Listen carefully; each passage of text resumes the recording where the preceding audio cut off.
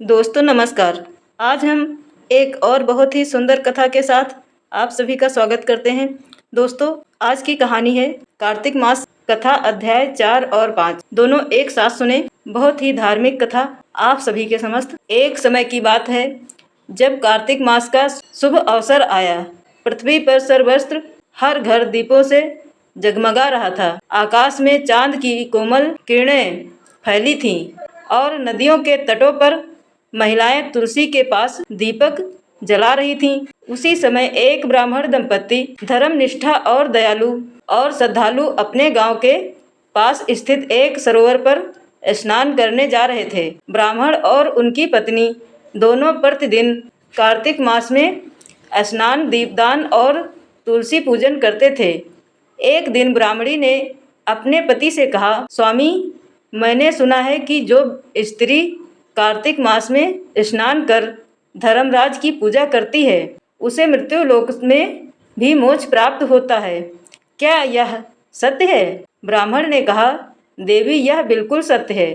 धर्मराज स्वयं कहते हैं कि जो प्राणी कार्तिक मास में स्नान, दान और दीपदान करता है उसके सभी पाप नष्ट हो जाते हैं। ब्राह्मणी ने निश्चय किया कि वह धर्मराज की पूजा करेगी। वह प्रातःकाल उठकर नदियों में स्नान करने लगी और वहाँ शुद्ध मन से दीपदान करती।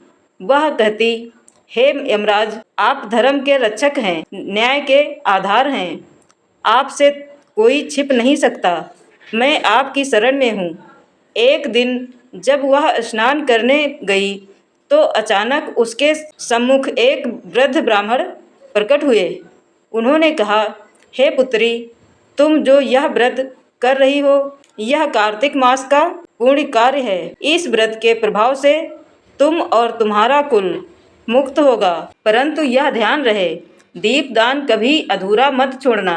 यदि दीप जलाते समय मन विचलित हुआ तो फल अधूरा रह जाता है। ब्राह्मणी ने नम्रता से कहा, भगवान, कृपया बताएं कि कार्तिक मास का सबसे बड़ा फल क्या है? वृद्ध बोले, हे पुत्री, कार्तिक मास का जो एक दिन भी श्रद्धा से पालन करता है उसे 100 अश्वमेध यज्ञ का फल प्राप्त होता है। और जो स्त्री पूर्ण मास भर दीपदान करती है वह मृत्यु के बाद धर्मराज के लोक में जाकर परम धाम को प्राप्त करती है। कुछ दिन बाद वह ब्राह्मणी गंभीर रूप से बीमार पड़ी।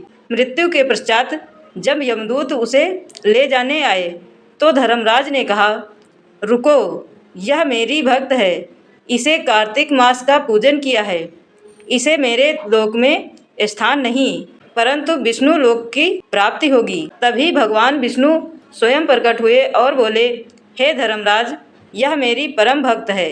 इसे वैकुंठ में स्थान प्राप्त होगा। क्षण भर में ब्राह्मणी का शरीर प्रकाशमय हो गया और वह दिव्य रूप धारण कर वैकुंठ चली गई। कार्तिक मास में श्रद्धा से किए गए दीपदान, स्नान और पूजन से मनुष्य को यमराज का भय नहीं रहता। धर्मराज स्वयं भक्तों की रक्षा करते हैं। जो नारी या पुरुष इस मास में दीपदान करता है उसे न केवल स्वर्ण फल मिलता है बल्कि मोक्ष की प्राप्ति होती है। धर्म का पालन, समय पर स्नान और दीपदान, जीवन का अंधकार मिट जाता है। कार्तिक मास केवल उत्सव नहीं, आत्मशुद्धि का अवसर है। अब शुरू होता है अध्याय 5। अध्याय 5 में कथा आती है, एक बार कैलाश पर्वत पर माता पार्वती और भगवान शिव बैठे थे।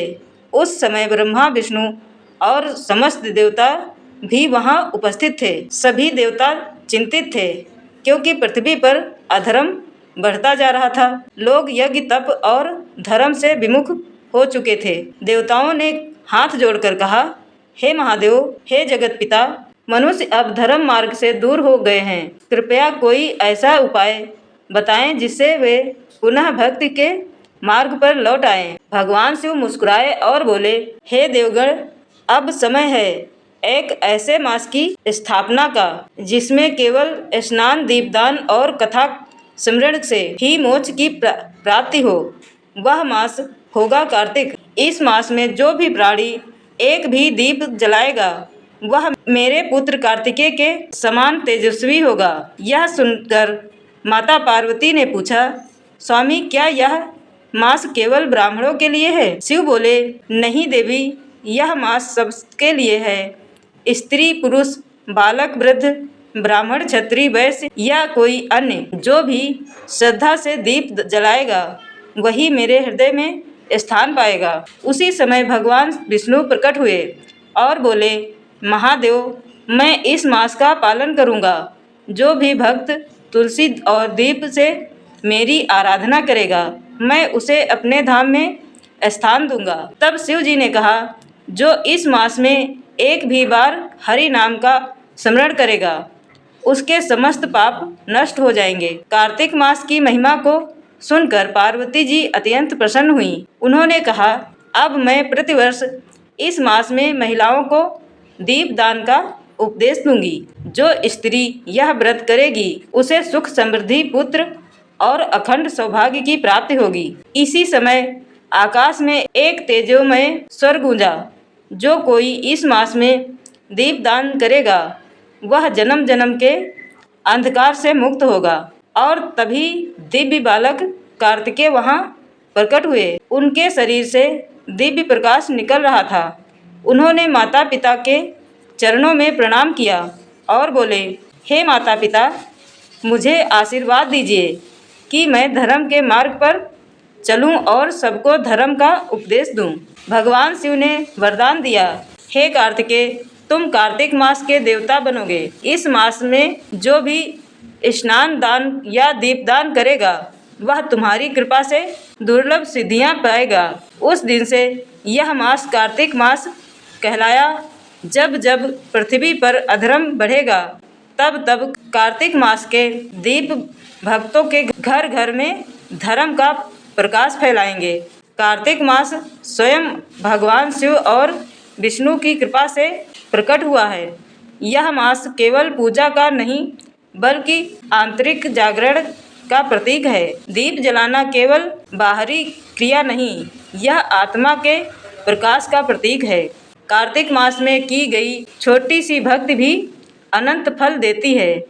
भगवान शिव, विष्णु और कार्तिकेय तीनों की आराधना इस मास में विशेष फलदायी होती है। दोस्तों, यह रही अध्याय 4 और 5 की कथा। आगे अध्याय लाते रहेंगे। आप प्रेम पूर्वक ध्यान से यह कथा सुने और भगवान विष्णु, श्री हरि, भगवान शिव और कार्तिकेय की कृपा आप सभी पर बनी रहे। इसी कामना के साथ मिलेंगे एक और कहानी में। तब तक के लिए नमस्कार, धन्यवाद।